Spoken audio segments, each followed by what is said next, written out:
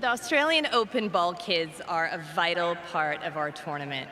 They are, aside from the players, the most visible people on our court, and every day they do us really proud in ensuring that play can continue seamlessly and we have a really great event. We've got 380 ball kids, which are chosen through a rigorous selection process of over 2,500 applicants. Today, we really just want to congratulate all of our ball kids who've helped us during this event and done an amazing job.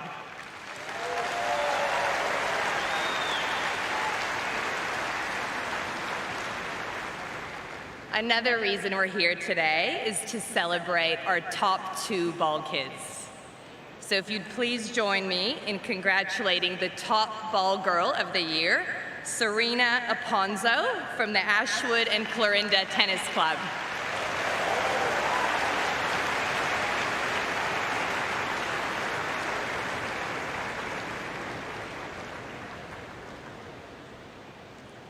And our top ball boy for Australian Open 22 is Anthony Emelianov from the Bentley East and Chadstone Tennis Club.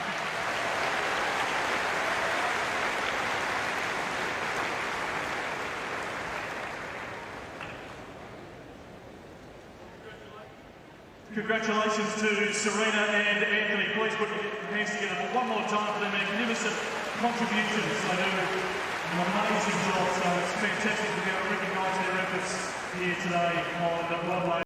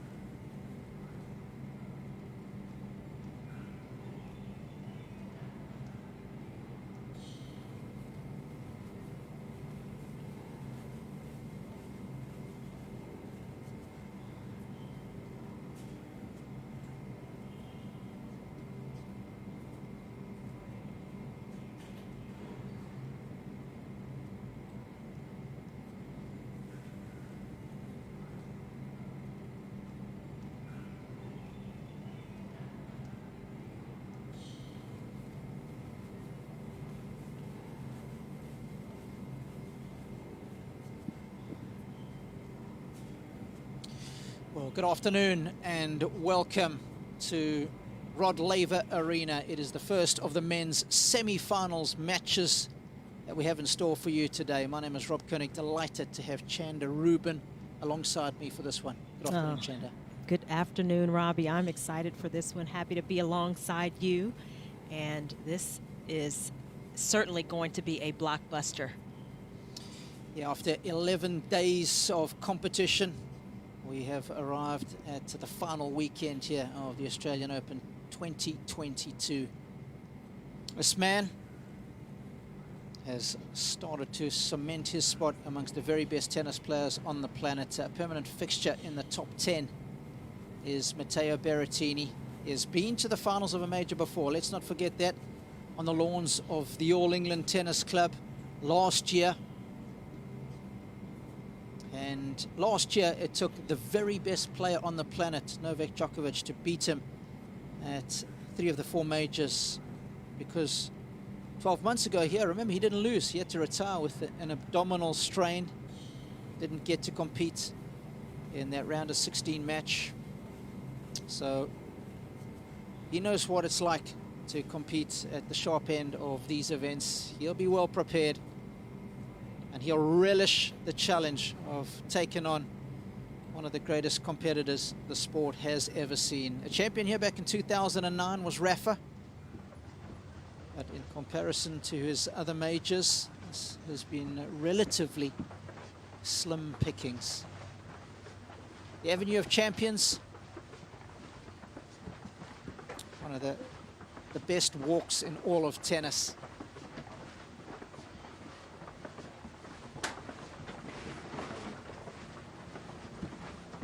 There's been many great Italian men's players.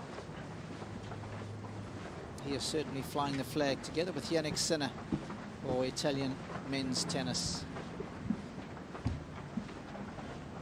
Rafa's name coming up there, 2009. Beating Roger Federer in 5 sets. What an epic that was. More of the same today, please.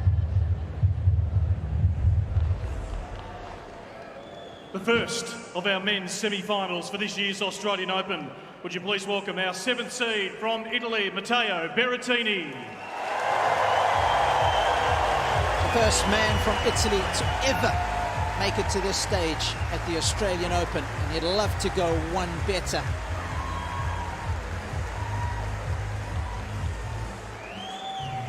And his opponent today, our 6th seed from Spain, Rafael Nadal.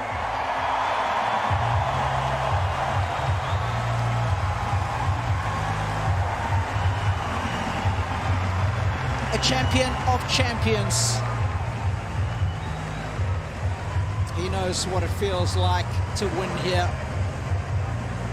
And of course, Novak Djokovic has been a thorn in his side for many a years and has stopped him from winning a 2nd Australian Open title on many of occasion. And in stark contrast, Chanda, to the previous 10 days, the roof is closed and there's plenty of rain about.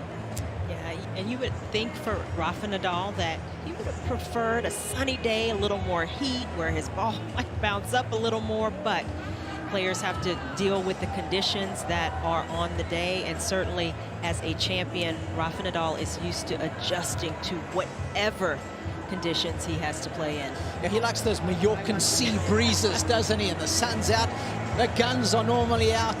Sun's out, guns out. Absolutely. That's not going to be the case today. I'm with you. I think conditions will favor Matteo a little bit, but hey, when you're taking on this guy in the semi-final of a major, it's going to be a monumental task, to say the very least.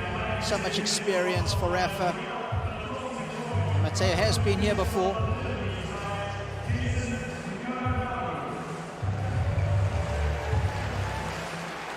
What a match this has the potential to be. Hi, Rafa. So this is Jensen. Jensen will do the coin toss. Can we take a photo first with Jensen over to that side, please? That's a Thank nice you. one for Jensen to put All on right, the for the match mantelpiece. usual conditions, for your towels, you see the boxes around. You can use the red sticker. Yes, and you blue. Okay. Any questions before we start? No? Matteo, would you like to choose it ANZ or Molesworth? ANZ, all yours. It is ANZ. Receive. Say? Thank you, well done. 100th So yeah, you can go anniversary outside of from there, Margaret okay? Molesworth, who was the first ladies champion here, honouring her with her face on the coin. Chan alongside me, Josh Eagle is courtside. Warm welcome to you, Josh. Very good afternoon, Robbie, Chanda. It's absolutely pumping courtside whenever Rafa takes the stadium. You can feel the electricity around the grounds, and it's no different. Matteo Berrettini, he's a big hitting beast. It'll be fireworks today, there's no doubt about it. Well, we'll be checking in with Josh on a regular basis to get the real feel of what's going on down there courtside. Well, what can we say about both these guys that hasn't been said in the last 12 months? And Matteo Berrettini has very much been a player that's on the up and up. Why has he been doing so well over the last 12 months, Chanda? Well, I think, number one, he's got weapons, and he can hit the ball big from the forehand side. That is the shot he most often looks for. And he's young, 25, but maybe even younger than that in terms of the matches he's had in his career. I mean, he's kind of just making his way into prime years of his tennis, and he's gained the belief Berrettini has. And these 2 weeks, the serve has been a huge weapon as well. Yeah, no kidding. Came to tennis relatively late and was kept back a year or two by his current coach, Vincenzo Santapadre. He wasn't a standout junior, and he said by the time he got to 17, 18, when he let him loose on the junior tour and started to play ITF events, he was so hungry that it was just like, taking control of a thoroughbred. Now, he's had some tough matches here. I thought Brandon Nakashima in the opening round was a toughie, but of course, one of the longest matches of the tournament against Carlos Alcaraz. 4 hours and 10 minutes going the distance. Yeah, that was impressive. And Alcaraz, another young gun who's on the rise, and Berrettini had to go through a lot to get past that youngster. 7-6 in the 5th set, and just continues to impress Berrettini. He's had some tough matches since then as well. Yeah, he might not get a visa if he wants to play in Spain if he beats Rafa here. Tell you what, you take out the one young gun and then you take out the older statesman. But that would be an impressive double if he were able to get it done here in the semi-finals.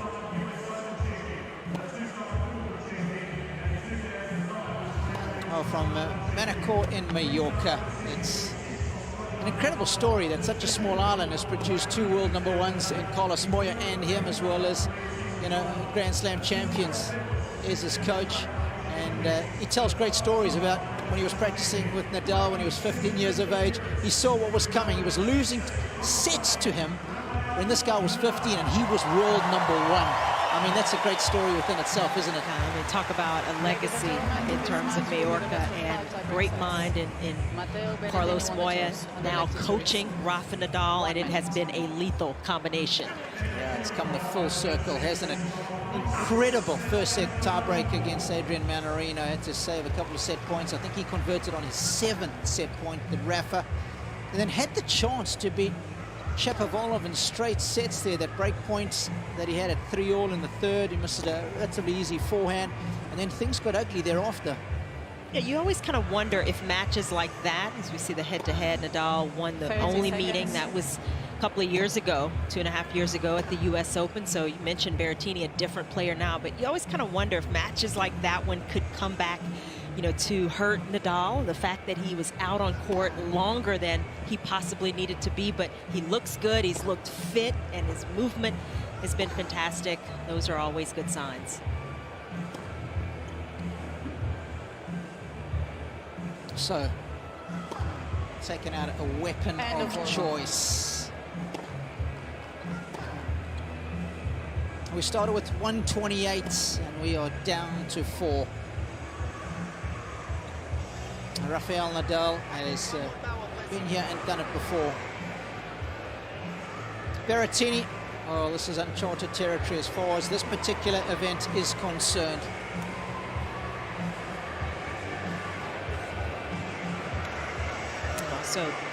Also for Berrettini, trying to get these top 10 wins at the majors. He hasn't had many, I think just one. In the last 12 months. Yep. Vincenzo Santapadre, he's been more than just a coach to him. He's been a mentor, he's been a father figure. One of the nicest guys that you will ever come across. Of course, he is the first Italian man in history to make it to the semi-finals at the Australian Open, and armed with a serve and forehand of colossal proportions. He'll need to bring his very best gladiatorial skills to the Colosseum that is Rod Laver Arena to topple Rafa today. Well, this man, he is the most tenacious of competitors. You add to that his physical gifts, and he has a sense of history and a sense of what his legacy can be if he keeps pushing it. And that's certainly what he has been doing this fortnight so far. A spot in Sunday's showpiece final is up for grabs. Nadal versus Berrettini in a best-of-5 contest at the 2022 Australian Open men's semi-final action.